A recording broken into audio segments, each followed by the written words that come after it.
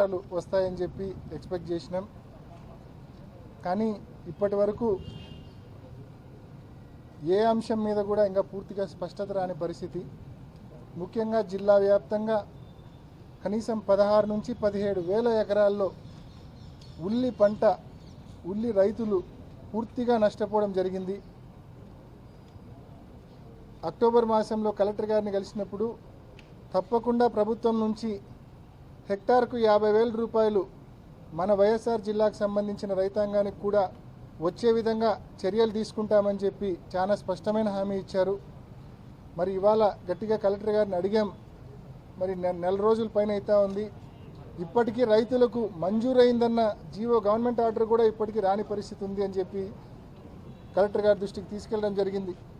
మరి అది ముఖ్యమంత్రి గారి వద్ద ఉంది, తొందరలోనే చేస్తామని చెప్పి కలెక్టర్ గారు ఇప్పటికి కూడా హామీ ఇస్తూ ఉన్నారు. ఇంకొక వారం నుంచి 2 వారాలు చూస్తాం.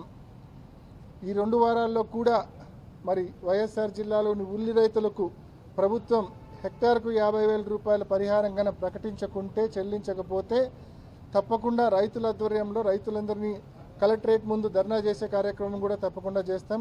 నిరసన తెలిపే కార్యక్రమం కూడా తప్పకుండా చేస్తాం.